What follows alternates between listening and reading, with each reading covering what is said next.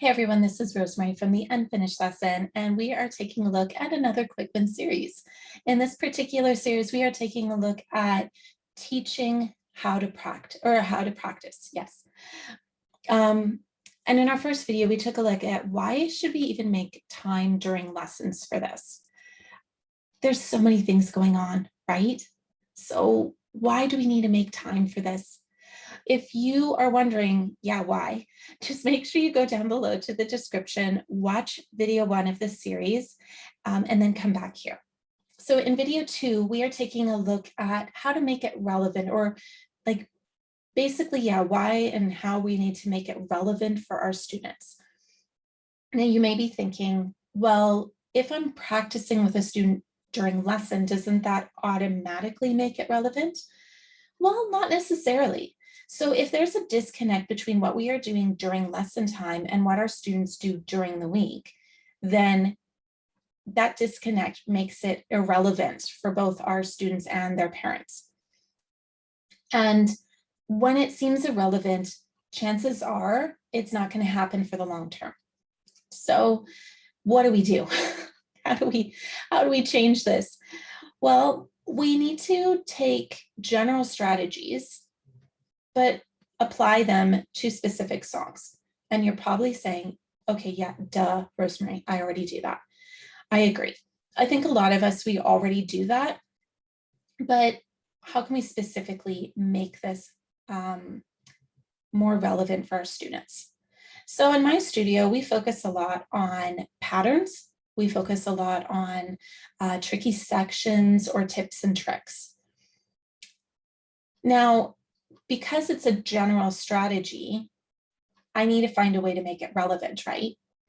So when we're looking at a new piece of music or when a student is struggling, there's certain questions that I ask them or certain things that I guide them so that they know when I get stuck, this is probably the first thing I'm going to do, the second thing, the third thing, the fourth thing, kind of thing. And so I've given them a framework to be able to work through the issues on their own. What it means is that during our lesson time, we can kind of go through that framework. So before they've even played the song, maybe I play it for them and then I ask them to find the patterns. Tell me, okay, are there different sections of the song? Maybe we're looking at it, is there scales or is there chords?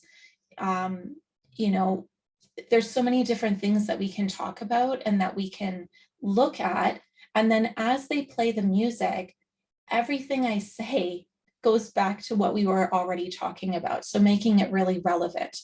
And their strategies that they use always go back to whatever it is that we talked about. So we're kind of spiraling in a good way through the same content or the same skills over and over and over again.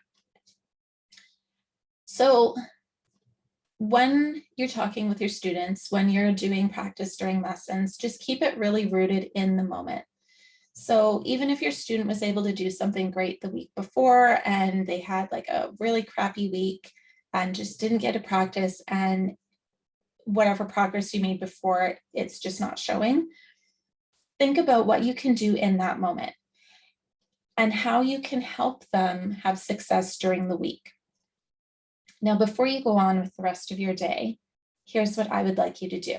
I'd like you to think about a student in your studio right now that probably doesn't practice, or if they do, it's not as much as you would like. Okay?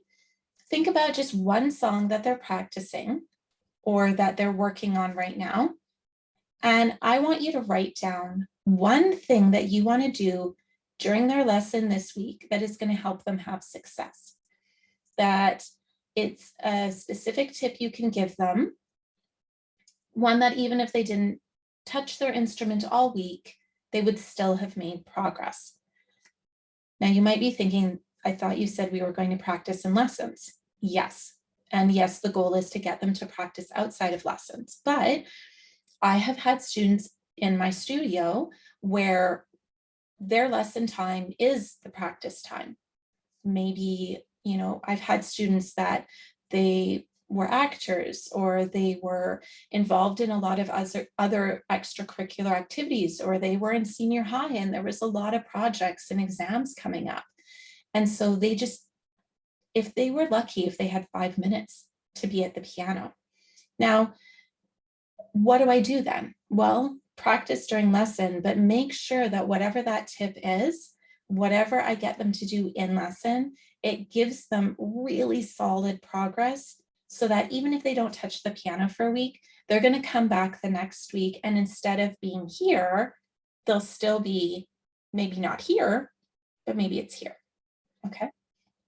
Once you've figured out this one student and the one tip that you're going to give them this week, then I want you to write it in the comments below. Again, I'm cheering you on. I want your students to be really successful in terms of practice, whether it's happening in lesson or whether it's happening during the week, hopefully both.